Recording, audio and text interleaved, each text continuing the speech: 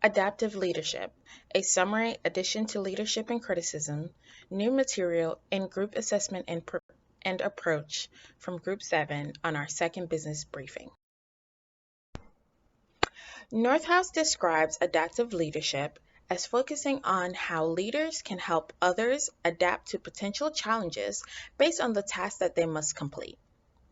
There are four main viewpoints to adaptive leadership: system perspective, people's problems are embedded in complicated interactive systems; biological perspective, people develop and evolve to adapt to internal cues and their external environment; service orientation perspective shows that leaders are meant to serve their people; and psychotherapy perspective, understanding that people's need for supportive environment and that they're capable to adapt successfully when faced directly with difficult problems.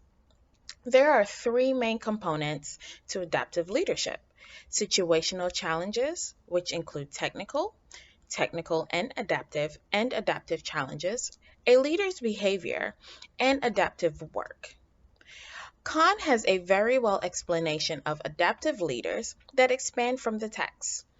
Adaptive leaders are able to identify possible changes that will positively affect an organization and find the best way to make those changes.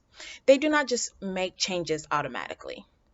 The main point to understand is that adaptive leadership does not focus on the characteristics of the leader, but how the leader can effectively help individuals and organizations adapt to the challenges of an ever-changing environment. Hello, my name is Eric Heath, and I will be discussing how adaptive leadership adds to leadership theory. Adaptive leadership adds to leadership theory by continuing the discussions related to the contributions of followers. This theory is different from the trait and behavioral approaches in that it does not solely focus on leaders. Adaptive leadership goes further into leadership theories by addressing how followers react to stress due to changes in their work environment and how leaders can positively help them adjust to these changes. One example of the successful implementation of adaptive leadership can be found in the case of the safari tour company Chobe Game Lodge.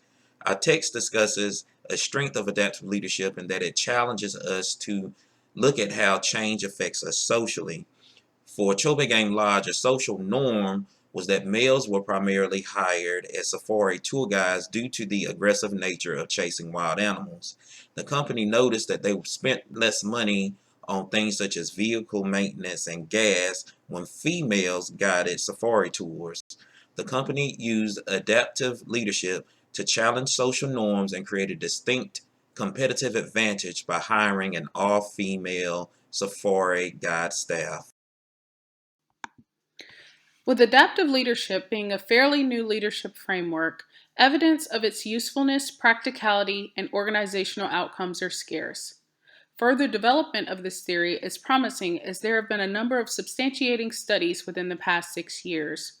However, with most studies focusing on healthcare, education, and community engagement, the applicability to large corporations is not grossly evident. With that being said, a major criticism of adaptive leadership theory suggests that the prescriptive approach, utilizing phrases such as act politically and identify your loyalties, is too poorly defined and highly subjective. This can lead to varying degrees of interpretation from one person to the next.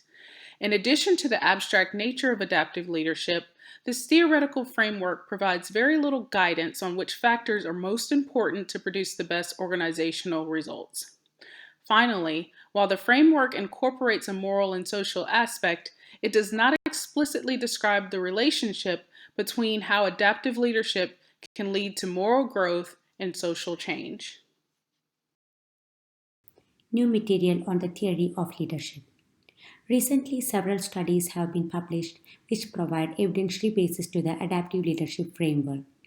Newly emerging leadership theories are beginning to surface that better address these complex and dynamic environments, taking into account the applications of complexity theory.